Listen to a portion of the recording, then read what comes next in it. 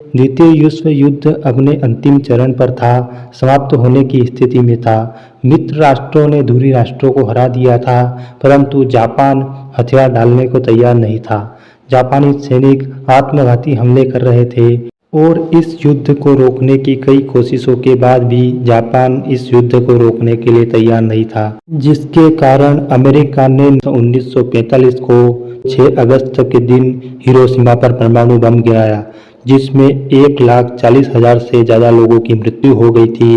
परंतु उसके बाद भी जापान युद्ध रोकने का नाम नहीं ले रहा था, जिसके बाद 9 अगस्त 1945 को नागासाकी पर परमाणु बम गिराया, जिसमें 74,000 से ज़्यादा लोगों की मृत्यु हो गई।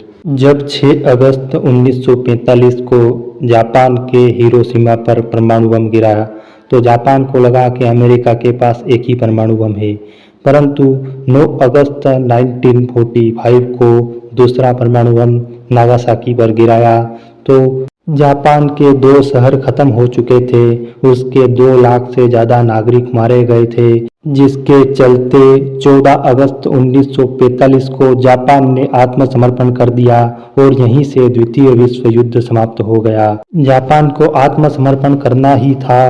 जब 2 परमाणु बम गिर चुके थे, उसके जन और धन की बहुत ही हानि हो चुकी थी।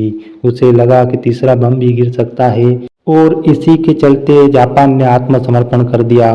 परंतु सच्चाई यह थी कि अमेरिका के पास उस समय सिर्फ 2 ही परमाणु बम थे।